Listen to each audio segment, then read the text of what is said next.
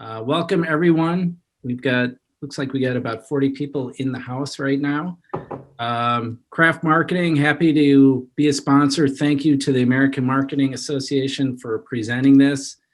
Very much looking forward to getting back in person at where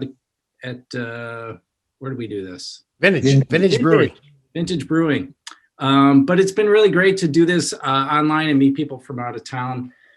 So thanks for showing up, everybody. Windbound, we do content marketing for small marketing teams like Odessa's.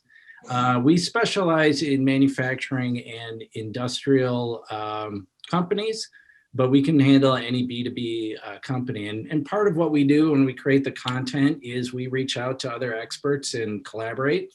And that's me.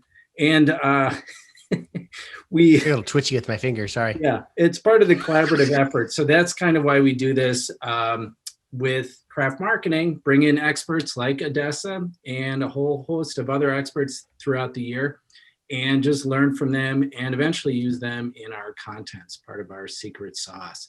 So very excited about tonight's presentation. Actually, Tony was the guy who inspired this. Tony has been nagging and pestering for a long time, and rightfully so, to point out that we have a lot of 1- and 2-person marketing teams out there. Let's get somebody in there who can just talk about it. And then serendipitously, Odessa volunteered saying, hey, I've got a lot to offer and share, and said, I'll put together a presentation. And so we're really excited. It's going to be kind of a informal presentation. Odessa's got a lot of great slides, and then we're also going to be jumping in and pestering her with questions. And I don't know, Tony, how's this work? If someone has something, should they just raise their hand, put it in the chat? Yeah, Odessa, would you like questions at the end, or let's do questions at the end, so you'll have more questions. Keep your questions, and then we'll do it at the end. But you see, we're in a meeting. We're not in a webinar, right? So please, when we get to that point, jump in and hang out for a little bit afterwards. Ask questions, and be part of the crew. All right, so I'm going to turn off that. So Odessa, you should be able to take control. Right. Okay. And for the first part of our Zoom bingo, can you see my screen? Yes. Yes. Perfect. Okay. Got it. So this is getting sassy. I just had to throw that in there because I work for a SaaS company. The one woman marketing team survival guide. So how did I survive? So first, introduction about me. I'm Odessa Paulzine. Ta-da! Sure? That's what my husband said. I always defer to him. No, but it's Paulzine. I'm the sales and marketing manager at WebCourseWorks, which is a small tech company based in Madison. I started as a freelance copywriter back in the early 20s when I had orange hair and was singing at bars for beer money. I was also a freelance copywriter. So throughout the years, I've been a copywriter, an SEO manager. So I have had multiple roles. And then finally, it all went back to just being the marketing generalist that I am now. A quick disclaimer, though. So the SaaS market is different to like B2C because we don't have like products on a shelf. So our product is like a service. So there's no physical merchandise. So the marketing is a little different. The approach is a little different, but just want to kind of like prime the audience for that expectation. Okay, so first up, poll. Let's see, poll number 1, just to get a feel of everyone's feeling as small marketing teams. As a small team marketer, what are your responsibilities? Oops, a typo in there. What are your responsibilities, you think? Pick as many as you want, whichever applies to you or your team.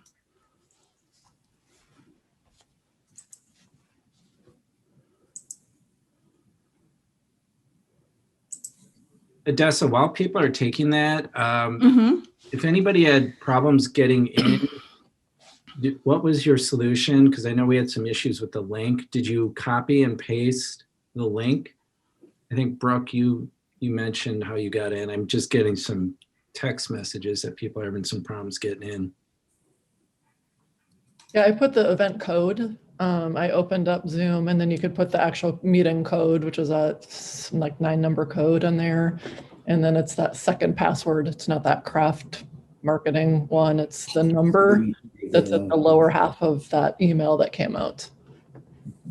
Okay. Thanks, Brooke. Mm-hmm. Thank you. Okay, like 5 more seconds here, and then I'll close the poll. All right, we have about 85% of the audience. Hey, actually, real quick, Tony, do you want to check the You see how they did that? Madison AMA Madison email? I'm looking at the events right now. Thanks. Sorry to interrupt. Cool. No, it's good. So let's see. So it's pretty much spread out. So everyone picked at least one of all of the options.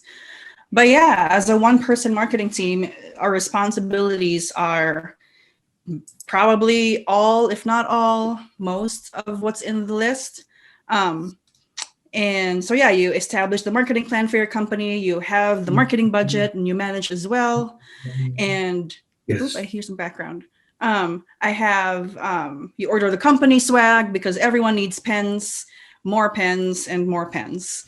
And so based on these items, as far as your responsibilities are, any thoughts or what comes to mind when you see a list of like, oh, here are your responsibilities as the marketing team? Any thoughts, reactions? Who needs more pens?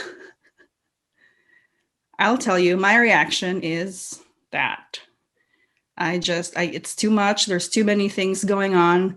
And sometimes you just kind of, that's my face. But oops, let me close this one. All right. Oh, sorry. No, you're good. But yeah, given all of that laundry list of responsibilities, how do you survive and how do you thrive? So that's what we're going to talk about. To survive is to continue to exist in spite of hardships. So really surviving is just surviving. You're just there despite of everything. So how I survive as a one-woman marketing team is I've kept it simple and I've kept it short. So I'm sure every one of you knows all these things, but yeah, I only have 3 to 5 like top KPIs. With input from the executive team and the sales team, I laser focus on 3 to 5 goals for me as the marketing department that I am responsible for. Setting these goals should be a team effort, obviously, but you should ask input from the sales team, from the executive leadership, as far as what do they want to accomplish? What do you need? Pick 3 things or 5 things, 3 to 5 things, and focus your energy on that. So that way, when you're in the thick of it, you can always go back to your 3 things and spend your time wisely. Keeping the goal specific, that's very self-explanatory. So I know everyone, instead of saying, oh, I want social engagement to increase by XYZ, the more specific it is, the more efficient and effective your strategist will be, because then it's more concrete. But I think the third one is what I do and hold dear and near to my heart, is I focus on one channel at a time. So I am like I said, a generalist. So I'm not an SEO expert. I'm not a Google Ads expert. Like those 2 things alone are full-time jobs on its own. And so if I want to focus on all the channels all the time, that'll be very hard. So I focused on one channel and double down until I hit a peak. So small teams sometimes overextend themselves with like an omni-channel approach. That's the new buzzword now, omni-channel approach. But then failing to maintain like dozens of channels at the same time harms your brand more than it helps. So instead, find the best channels that works for you or your product or your market, and just laser focus there. And then once you scale enough, once you've proven yourself in that field, then you can add another one to the mix, then add another one. So for example, for my company, our leads and prospects come primarily from two things mostly, from trade shows or conferences and from our website. And so that's where I focus a lot of my energy, is how do we maximize our trade show, presence, or how do we improve our website? I don't spend my time tinkering Google ads or LinkedIn ads or Facebook ads, because that's not where our audience is. So yeah, that's it. I focus on one or two channels at a time, and then spend all my energy there. And then once I have, I know what I'm doing in this one channel, then I can explore the other channel. All right. And so next to that is I made a plan, a budget, and strategies, again, based on those 3 to 5 goals. So everything I do day to day, week by week, month by month, all ties back to those 3 to 5 goals. So that way I'm spending all my energy on something that I know is relevant for me. And I've developed and optimized standard operating procedures because I am the marketing department. And so if there are things that I can automate and, take the manual work out of, all the better, then I have more time. Because I value my time. So like things always come up in marketing, like, hey, I need a new PDF for this, or like, hey, I need new pens, which is, it's part of the grind. But when people keep asking you all these things for a lot of things, you have to also go back and say, like, how will this one thing doing for you help me achieve my goal as a marketing manager? Because I have my own goals that I'm measured by, right? So make sure valuing your time is also at the back of your mind with every single thing that you do. And then I also survive by communicating with my sales team. So we meet regularly, once a week. Every Monday morning is when our sales meeting is. And then twice a week, we have like a brief sales meeting stand-up is what we call it. Like 15, 30 minutes, just touch base on what everyone's doing. So on our Monday meetings, I provide an update, what marketing is up to this week, next month, what's the next month's marketing push. I also provide like monthly executive reports, high level summaries of what's everything that I've been doing, marketing is up to. And I also meet one-on-one with the sales reps once a month, sometimes more than once a month. And just to touch base, like, hey, what do you need? What collateral do you need? Are we launching new products? Do we have a new use case? Do we have a new case study? Is a client recently happy with us? So that communicating with them is really like helped my job as the marketing person to kind of get that content and get that, collateral going, or improving collateral, continuous improvement too, improving collateral, improving everything that I do, because in the SaaS market, everything's changing with technology. So one way of doing things may not be the same as, 5 months from now. So continuous improvement, talking with sales all the time, since they are the ones who are facing clients all the time, helps me improve what I do in marketing. Adessa? Yeah. Question. So I'm going to jump in here just because we talked beforehand, and Adessa asked if we could just throw in some questions now and then, just as the host for the show. We'll take all the questions from the webinar attendees as a whole later. But I want to go, if you can go back a second on that slide. I'm very intrigued about your conversations with the sales team. That's a little bit what we're going to be talking about next month with creating a digital twin of your sales team. Could you tell us a little bit more about how those conversations go, and how do you square? I mean, with the sales team, I'm sure you're getting a lot of different feedback and different ideas and opinions. How do you square what you want to try, or like what can maybe give us a couple examples of things that you've taken from those meetings and implemented? Yeah. So one of our salespersons said something, hey, have we tried Google ads before, LinkedIn ads? And I was like, I tried to set it up, but I even asked Tony's help to set it up. And we've hit a wall, and I don't know, I'm not a paid ads person. And they're like, oh, I've done that before. Can I take a whirl at it? And I was like, sure. Like, I'm very, if you know how to do it, and if you're confident that, you're an expert, I'm not afraid to try new things. And as far as how the conversations go for sales, I know they have, like, salespeople have a reputation of just always asking for things, and like they have no sense of timeline or urgency. Everything's urgent. But I think I'm very transparent to them as far as, here's my task list. I can't say that word. Task list. There you go. Task list for the week and for the next two weeks. This is the priority, and I will show that later as an example of how I share my task list to the team. So they know what's on my plate, what's the highest priority, and when it's due. And so from that on, they can already see, okay, I expect her to do this, my ask, maybe after this top 2 high urgent priorities. Do they ever Did that react? answer your question? Do they ever react to any of the messaging? Like, that's not what people react to, or that's not what the customer is thinking, or have you already taken care of that up front and running creative by them or things like that?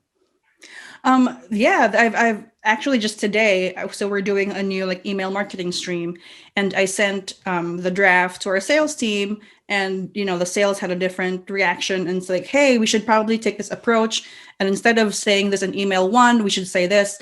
And if it makes sense, then I have no problems. Like, yeah, okay, that makes sense to me. But I've also pushed back if things don't make sense as far as timing or messaging, or it's just like out of left field.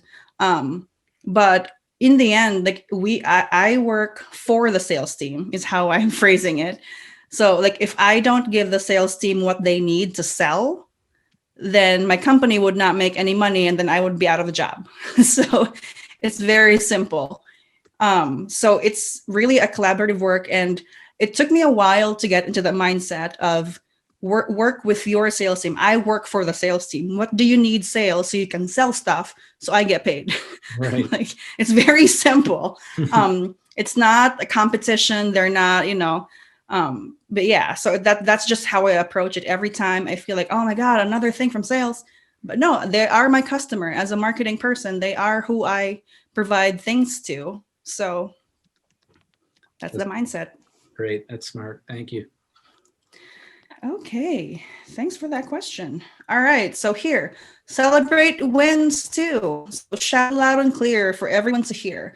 I think one of the major misconceptions, let's go with that word, of marketing is that it's the department that spends, right? It's always spending. Oh, you spend all these things for shirts, for mugs, for whatever.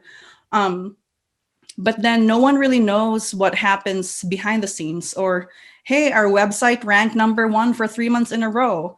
That will not mean as much to other members of your organizations as much as it is to you, because they don't see all the work that you've put into those rankings, right? So once you have those wins, share it. It might not mean anything to them, but at least they're like, oh, marketing's doing something, not just spending money.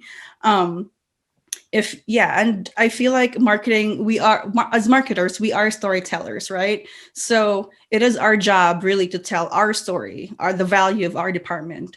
And the negative impression of marketing as a spending department, like, oh, marketing always do the fun stuff and they don't do really anything. It's our job to change that perception.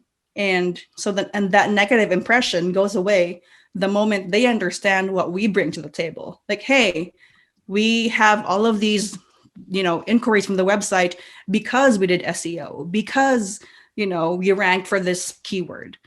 They might not know that. So it's your job to tell them, like, hey, we don't only buy pens. We're not here to buy pens. Another way for me to survive, or have survived, is I always share my task list. And I think this is very crucial for small teams, whether it's marketing or advertising or any other smaller teams. Because this creates transparency to my coworkers. And so they see right off the bat, like, oh, okay, Ijasa is working on the website this week, and she has all these things come up. So I make a list, I prioritize, and I share that list. So it helps me stay organized, but it also helps manage everyone's expectations around me. So if someone's asking for a white paper and they see, oh, right now, because Odessa has this conference she's preparing for. So then, it sets that expectations right away. And how do I stay organized and how do I prioritize everything? I use what I have. So for us in my company, we have Confluence, we have Salesforce. So those two things are what I use primarily, but really whatever you have, it can be a running Word document of your task list for the day. It could be an Excel sheet. Whatever you have, use it and share it to your team. So how do we thrive? So we've had the basics of surviving, goals and working with coworkers and sales teams and blah, blah, blah. But how do we thrive? How do we grow? So thrive is the progress toward a goal despite of circumstances. Let's see, poll number 2. How do I, there you go, launch poll. Take a sip of water.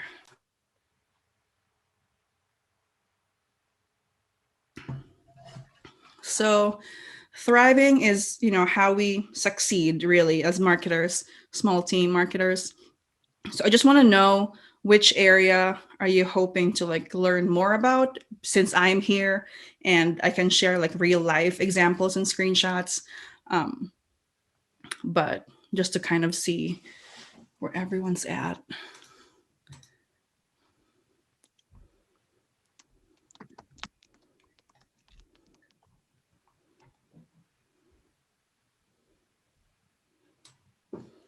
All right, 15 more seconds. It does. So while that's going, Yeah. do you were talking to the sales team. Mm-hmm. Obviously, you get input from management. Do Mm-hmm. you get, you're a SaaS, so do you get any feedback from your programmers or your tech team in terms of you ever reach into them? I'm just wondering who you tap into in the organization beyond the sales team. Yeah, so the dev team and the QA and the support really are so busy with their jobs, so they rarely have time to kind of get in the weeds of what marketing does. But I do work a lot with our BA team, our business analysis, our product team, because I'm not an expert of our product. I can talk about it in a very nice way, but I won't know the technical details of it. So that's, I primarily work with sales, BA, and the product team and the executive team. The devs and the support team, not necessarily, unless, it's about internal marketing. So I work with them for internal marketing for reviews and other activities we do internally, but not necessarily for external. Okay. So the polls are in. Let's see. 40% examples of how other small marketing teams operate. So yeah, maybe later towards the Q&A the section, we can kind of share our own examples of how we operate as small marketing teams. Cool. All right. So how do I thrive in a small marketing team?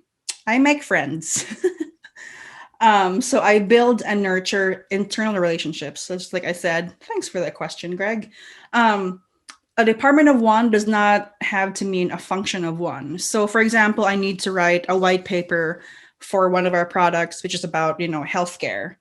I don't know anything about our healthcare, the weeds and the, techie side of it. So I need our BA team, I need our product team to hey, what is this feature? Can talk about it. And then depending on the audience, I'll either water it down or make it more technical. And like I said, the sales reps are marketing's customers, whether we like it or not. Everyone has a role, and the sales team's job is to sell. So my mindset really is, my goal as the marketing person is to help sales be more effective and drive revenue. That's just it. If I've been in positions before too, where, you know, the marketing and sales are always like butting heads, which is not ideal for everyone. So right off the bat, when I got this position, my mindset was, okay, my life is to make sales lives better. And that has changed the way I work with everyone greatly. And I also network and collaborate. So yeah, I surround myself with experts. So I don't have to be the expert. Like, I'm not the expert of SEO. And so I have all these experts around me. So I don't have to be, because I have no time for that. I'm just joking. How do I thrive? I think when I joined the company that I work for, we're a small startup, about 50 employees. And then I was just handed the keys to marketing, which was great. But then when everything settled in, I was like, well, what do I do? It's just me. I don't have a graphic designer. I don't have a website person. I don't have a social media person. Like, I'm all the persons. And so as a one-woman team, I think these three things are very important. Like, decide what you should be an expert at. Do you want to be an expert at website WordPress? Go for it. Do you want to be an expert at social media marketing? Go for it. Do you want to be an expert at email marketing, content marketing? So all of these branches. So decide what you should be an expert at. And those, for the areas that you're not an expert in, find resources. Outsource them, and why you should outsource them. I think that ties back to what you should be an expert at. And then for those things you can't really outsource, maybe there are tools that can help you do what you need to do. And lastly, I thrive, and this is really the main point of this session, is I have a reliable team of helpers. So the one man, one woman marketing team is a little bit of a misnomer, because really, in reality, I have, part-time help. I have local contacts. I work with the marketing agency. I have a couple of software that I use. I tap into freelancers, and I have the subject matter experts around me if I need them. And for local contacts, AMA Madison is a good resource. Okay, so here we are, real life examples. So now I'm going to show you how I work with the marketing agency, how I stay organized and stay on top of my tasks, the tools I use, and when I decide to hire freelancers or outsource certain parts of the job. So how I work with a marketing agency. So I work with the Nexus Marketing Agency I think they're based in Atlanta. And they are pretty much my webmaster. So they help me with website, SEO, content, link building, all of the SEO digital world. I rely on them very heavily. And they also at times fill in the gaps where I need any content or visual marketing. So for example, we had this case study that I had to do very quickly, but I didn't have enough time to get it out, make the actual document and put it on the website. So I tapped into them and they helped, they put it up on the website, they gave me the PDF, and that was it. And it was done. So that's how I use them. I meet with them once a month and we touch base on all of these things, rankings and keywords. And our priorities change from month to month, depending on what I need. For example, we dipped low in this keyword. What can we do? Or I have a conference next week. I need a stronger email marketing stream to convert leads. So that's how I use the agency. How I stay organized and stay on top of tasks. So this is a combination of a lot of things. I use a time management technique called time boxing or time blocking, which is this: if it's not on my calendar, I will not do it. It doesn't exist in the real world. Our CRM is Salesforce. So I'm pretty much in Salesforce most of the time. And that is where sales also logs their activities. So sales and marketing activities are in Salesforce. And then Confluence is our kind of like our wiki internally. So I put some info in our marketing homepage on Confluence because that's how I stay transparent to staff. And that's where all the marketing templates are, links. That's all where all they live. So this is time boxing. So this is an actual snapshot of my calendar. So this was last week. And this one was probably a couple of years ago. So time boxing is you block out a certain number of hours or minutes, and you only do that task within that allotted time. It's very helpful for me because I tend to go down the rabbit hole of tasks, and I spend 6 hours on this one thing, and then, oops, I didn't do 8 other things. It's also color coded because I have OCD. No, I don't. Maybe I do. We don't know. It's a mystery. But I just like the weekly view of, oh, if there's too many bright yellows, that means I have too many work meetings, which is not good. If there's too many teal, that means I have a lot of digital stuff that I need to do. So it's color coded. So at a glance, I can tell, okay, my week's going to be heavy with meetings. Which of these meetings can I turn into an email and make life easy? And then this is Confluence. It's a wiki page, really. So it's all of our schedule is in here, some useful links. This is my marketing task list in Salesforce, and it's related to every, whether it's a conference, whether it's an internal thing that I need to do. The priority is in there. So all of these are high priority. I have due dates in here and what the status is. So for example, if we have like 6 proposals going on, it's easier for me and the sales team to track, oh, where is Edessa at for this proposal that's due on this day? So right off the bat, they know what I'm doing, where things are, and they don't have to like send emails or Slack messages all throughout the day. It's all right here. And then dashboards. So I'm going to be very biased towards Salesforce. It has made my life easier. It has made my life easier as a marketing manager and really as just someone who loves data, because I like to make, decisions based on data. And so I have this dashboard ready and loaded for if my CEO comes and be like, hey, what's the ROI for this conference? Why are we doing this again today or this year? Or, hey, how many demos did we do this year compared to last year? Or as far as who's doing a lot of converting for our leads. So this is what I like really makes my life easier. And it's also like visually relaxing. So I don't have to go in through every single one and manually think and, oh, where's that record? Where's that? How many meetings? Yes, go ahead. Can you, I know we can't see it too well, but can you just show us each one of those charts, what we're looking at? Yeah, oops, hold on. Yeah, so this one is website leads, current year versus previous year. So this top one is a February of 2020 to December of 2020.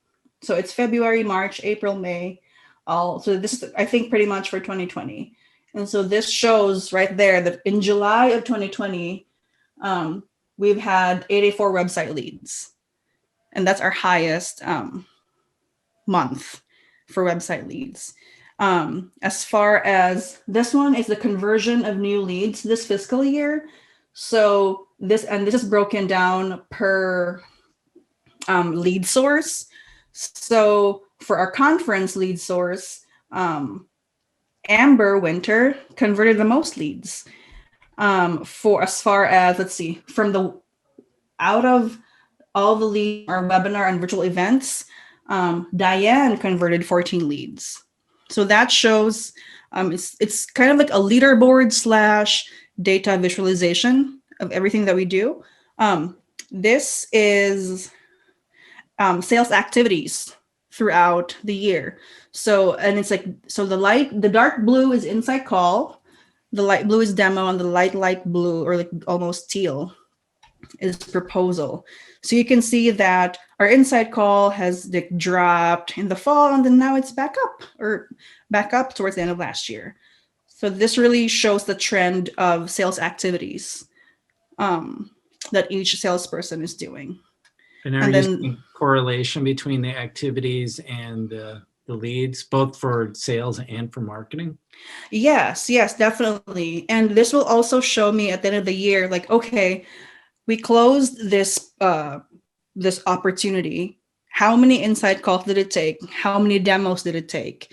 And what's the size of that opportunity? Like if we're spending 10 demos for a company this small, or for this small of a prospect, like that's not right. Like you should be spending more time for a prospect that's bigger, and we can sell more stuff too. So a lot of data we can really get from Salesforce, and I've really pushed for our sales team to get into the habit of using Salesforce. Like this is our source of truth. Everything you do should be in here as a salesperson, because that's the CRM. And then here, campaign. These are all, so for me, for my department, campaign for me is everything that we spend money on. So these are conferences, but you can also see, or maybe not. Yeah, so this is everything that we spend money on. So conferences, for example, there should be one in here. It's not in here because it's a shortened version, but the Nexus, or the marketing agency that I spend money on, is in here. Referrals and partners that we have that we spend money on, it's all in here. So how much it cost and how many leads we got out of that event that we spent money on, and what's the cost per sale. So these errors are errors because there's no sale that happened. So we went into this emergent let's do this one, the NIOG Discovery Conference. We spent $2,500. We got, our cost per lead is $19 and some change, but we didn't make a sale out of those leads. So then for this year, we can look at this data and say, oh, should we attend this conference again? How much did we get out of it last year? So that's how I use it. So I just have one more question on that. So you have your agencies in there, right? Mm-hmm. And then how do you, but they are also doing all the activities, I'm assuming, or a lot of them that are also in there as well. So how do you show ROI on your agency? Here, let me open. Sorry if I'm getting. No, that's good. So I break down, the agency is a little bit harder to kind of like give a direct correlation. So it's more like an influence. So if we get a sale from our website, or, so someone asked through our website, hey, blah, blah, blah, and then that prospect became an actual sale, I tie that to my spending with the agency because the source is the website. So it's not really an exact match to match compared to this, we spent money on this conference, but it's the closest that I can tie to the spending. And I think it makes sense.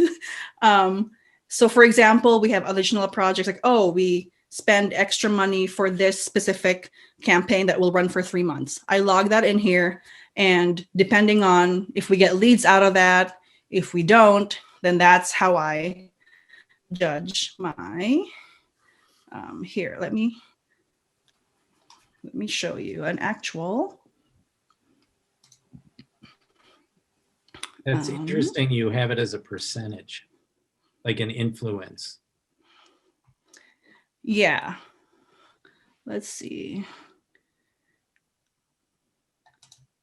And while Des is doing that, if we want to throw some questions in the comments, that'd be great. Yeah. That would be a good time to do it, and then we can catch them later. But, yeah. Thanks, Des.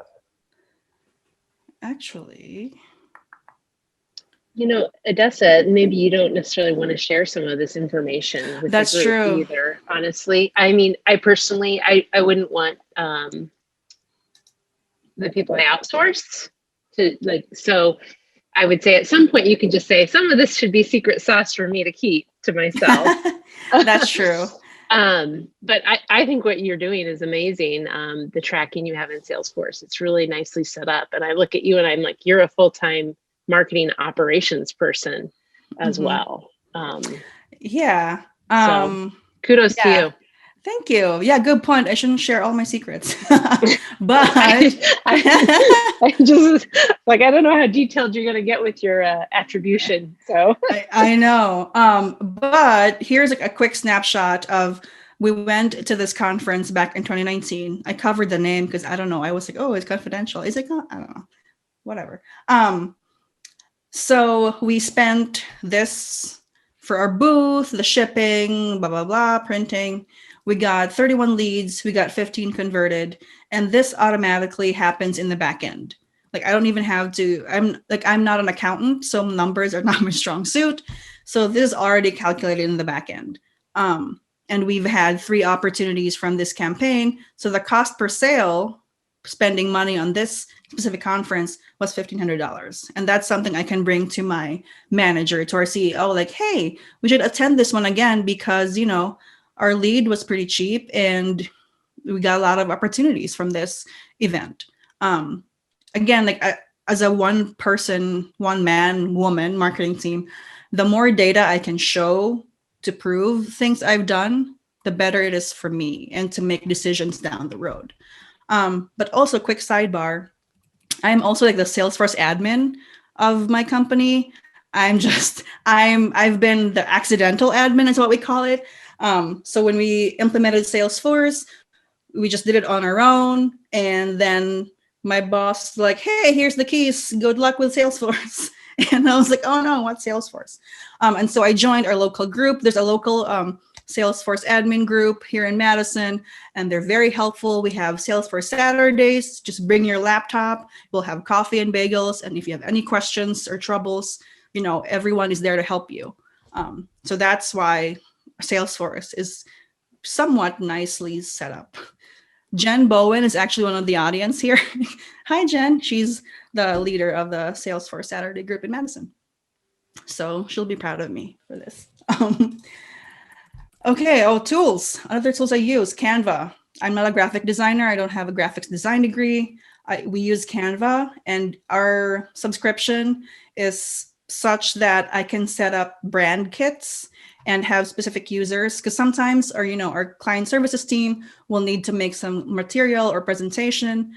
This way, they have branding guidelines, and they can just pull the logos and the colors and the fonts right off of Canva, and they don't have to bug me for things. So that has helped my life a lot. And then marketing automation, we use ActiveCampaign. The first thing that we considered when we were looking for a marketing automation was its integration with Salesforce. Because again, our source of truth is Salesforce. So if it doesn't talk to our CRM, then there's no point. But here, ActiveCampaign will tell you like, oh, this person got this, engagement automation, this campaign. And then he opted out of emails because probably we sent him 3 emails the day of the event. And so that's nice to see. And then how I work with freelancers. So I think, this is a no-brainer pretty much, but I use Upwork or sometimes local contacts like AMA Madison for things that is just way beyond my skills. We published an ebook a couple of years ago already for a new market that we were trying to penetrate. And like, I could write an ebook, sure, but can I do it in like 2 months? Probably not. Like I can lay out a graph, an ebook. Will it take me 6 weeks? No, it'll take me probably 6 months to lay out everything. So I went to Upwork and found this graphics designer, and she gave me all the calendar and everything. And now I use her, or I work with her every time I need some high level, very, big graphics design projects. But lastly, I have to end on a cheesy slide, right? You have just to, how to thrive as a one-woman marketing team is just embrace every minute of it. Know what you can bring to the table. Like I said, you have to teach people how to treat you. And so if you, right off the bat, you tell them, hey, I have all these things, then they will see the value of you as a marketer and the marketing team. Educate and communicate. Careful planning and lots of communication will help everyone around you appreciate your efforts. And lastly, marketing is not just a department, it's the whole company, because marketing is storytelling, right? We tell the story of our product, of our service, of our company. So it's not just me, the marketing manager, it's everyone who talks to the client. It's everyone who represents our logo, our service. So everything that the company does, everything an employee does relates to marketing. And so if everyone in your company understands that, then you thrive as a marketing person. And because it is Black History Month in February, I got this nice quote from Maya Angelou. Success is liking yourself, liking what you do, and liking how you do it. So if you got those three things, you've thrived already. And that's it. Questions? You have 3 minutes for questions. We'll keep the line open for a while. That's great. I know there was one question about Salesforce and how you become an expert. I think you answered that about the local trailblazer group. Oh, yeah. Oh, oh yeah. How did I pick up my Salesforce skills? Yeah, I joined my local Salesforce group. I joined Twitter because everyone on Salesforce, the Salesforce admins are very active in Twitter. And I'm pretty sure there is a Salesforce group wherever you are. And they're very helpful. There's a Slack channel for Salesforce too. And the community is just great. Like, yeah, the Trailblazer group is an awesome community. And they also have the Trailhead. So you can take your own mini courses, how to do things in Salesforce. And it's very good. It's really what helped me understand a bunch of things Salesforce wise. So yeah, any questions? So Odessa, to pick your brain on the Salesforce, it's Claudette. Oh, hi. Great presentation. Awesome. Thanks. Thank you. So I did see some of the screenshots of the Salesforce. So are you like directly with your campaign? I saw you in the sales org, but in the campaign, are you in the marketing cloud or No, we have Sales Cloud. Okay. So yeah, I tried to do a Pardot or their marketing thing, but I'm in a small tech company. I can't justify spending $30,000 for a platform, and it's just me. Like, I wish I had it. It'll make my life easy, but yeah. So I just use what I have. And campaigns, campaigns is just like a bucket where you can put a group of people in. That's just it. So I just had to tinker a little bit and kind of make it work for me. So like, I'll put all of this list that we got from a conference in this campaign, add some custom fields in there, do some back-end formulas, and then I can show my ROI. So yeah, that was good. That's great. That's smart that you did the admin portion to show it right in there, versus, but when you scale up, and maybe you can justify going up with the Salesforce. Maybe. Marketing Cloud. Yeah, I know. Fingers crossed. But yeah, but it's great. Thank you. You're welcome. Any other questions? There's one. How do you, outsourcing some activities. Do you ever encounter friction from management? I am very lucky to have a very open relationship with my direct supervisor and our CEO too. So it's funny because outsourcing, almost always, it's my boss who tells me, do you want to outsource this? Do you have time for this? If not, we can hire external help. Because like me, my personality is like, yeah, I'll take it. I'll do it. I'll work weekends. I'll work, that I like working. Yeah. So I'm just fortunate that my boss and the company culture as a whole at Web Courseworks is very, they're very supportive of you. Like, hey, we have an ebook. Can you do it? Do you want to do it? What do you want to do? So I get like a right of first refusal, pretty much. Of if we have a new project, my boss will say, hey, do you like this? Which parts of your job do you like to do more, or do you want to learn more? And I always tell her I want to learn more about Salesforce. That brings me joy, and so that's one of my focus in my job. And sorry, my light's turning off. It's timed. It's 5:00, so I'll turn it back on. That's one thing too that I survive is I have my lights that's timed. So at 5:00 they turn off. So I have to leave the office or the home office. But yeah, that's how I approach pitching and outsourcing some activities. And really, like, I've been in the company almost 3 years now. They know what I'm good at, and they know what doesn't bring me joy. And so I've built that rapport with management, so they know where I'm at as far as projects. And yeah, I hope that answered your question. Any other questions?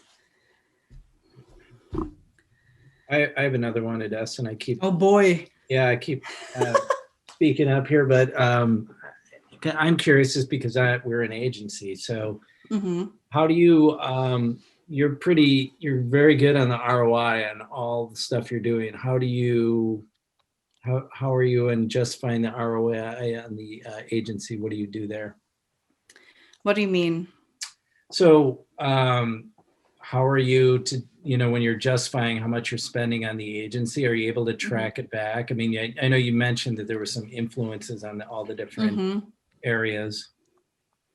Yeah, so I track it back from the number of, like, the stats that they sent me each month. From that alone, because that's their number one priority, is make sure our online presence is like solid. And so if we're not ranking for the keywords, like, what are we doing? What are the activities that we've missed or we can up on? And then how I show ROI is I send a bunch of, like, every time I get those monthly reports, I send it to the sales team and the management team, like, hey, for all of our keywords that we targeted for this year, we ranked number 1 for all of them. And that's how I show the value out of the marketing agency. Because we set up like initial goals for them, like, okay, for this year, here are 5 things we want you to hit. So I have a set of goals for them and targets. And so once each of those bucket is like, satisfied, that's how I measure their, my ROI from them too. Okay. Does that make sense? Yeah. So it's not a direct line. I mean, it is No. to goals, but you can't. Yeah. You're ranking number 1 for this keyword, but you don't have the direct line to the ROI. Okay. Yeah, that's the only, I think, as far as like all my data obsessed things go, it's the tying back to the marketing agency is a little bit less direct. It's more, it's a lot of like, there's some gray area. But yeah. Okay. That's fair. Thanks. So Adessa, great presentation. I appreciate it. Thank you. I think one of the questions, so you talked about being, you're basically a sales support, a lot of what you're doing is sales support. Obviously, you're bringing that marketing expertise, in terms of brand communication, maybe understanding the customer, voice of the customer as well to a degree. Where do you see you having an impact in terms of helping to lead those guys along? You started, how do you lead them along? Are there times where you have had to push back because of some of the suggestions? You kind of alluded to that before. How are you doing that? What kinds of?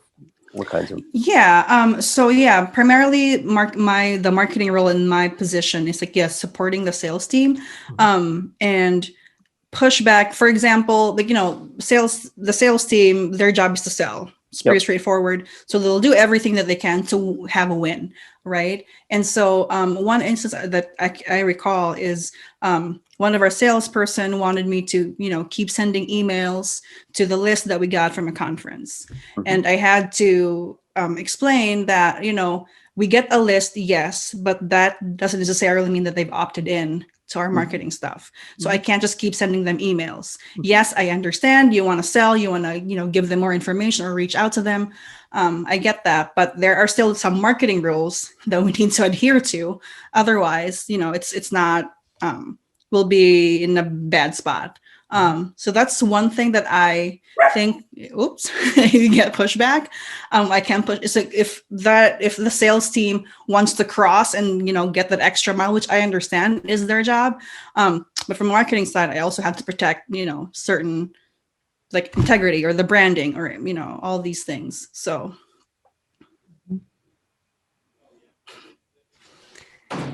Any other questions?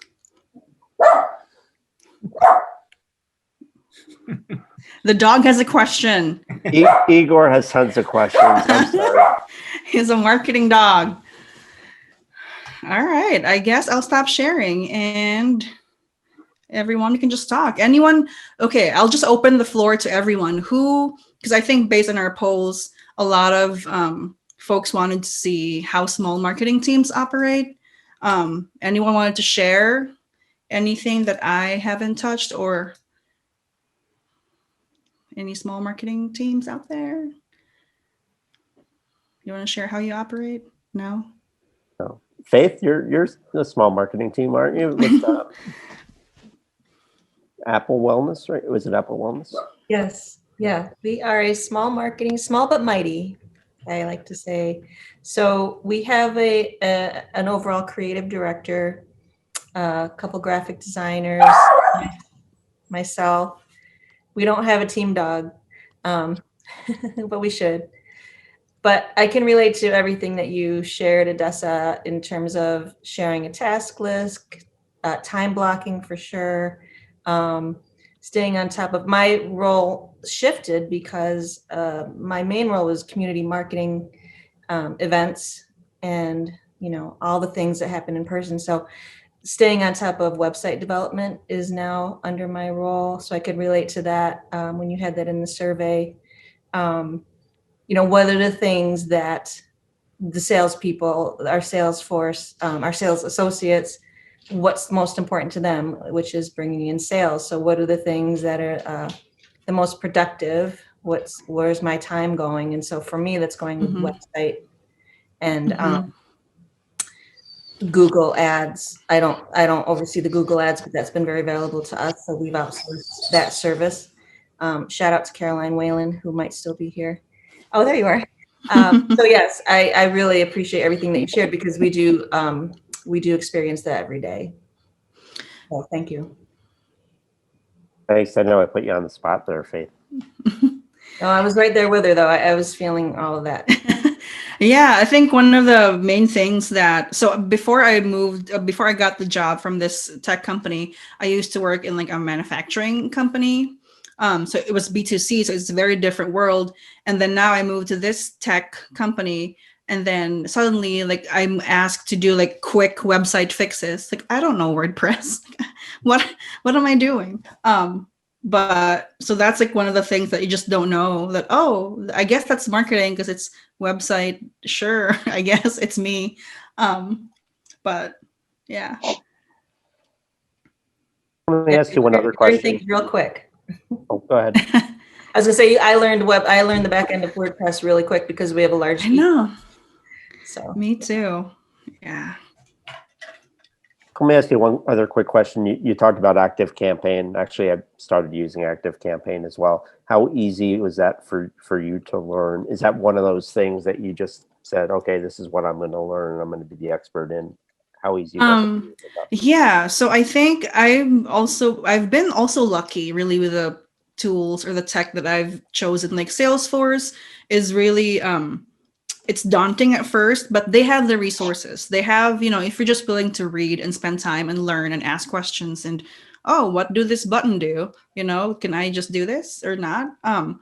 So they have that. So that's very good for Salesforce. And then ActiveCampaign is the same. They have all these webinars for free. They have good documentation and examples and, you know, YouTube videos of how to set things up. And so that's really, I think, helped me too be good, or, you know, be the expert at it. But I still haven't, I don't think I've really maximized our use for ActiveCampaign.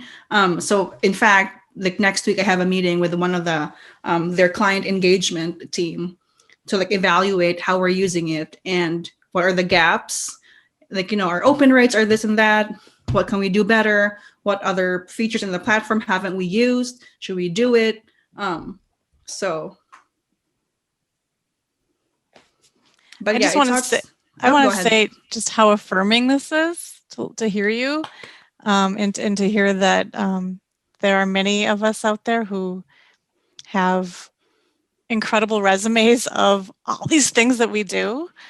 I work for an association management company along with Kristen and Tony, and Kristen's heard me say this before.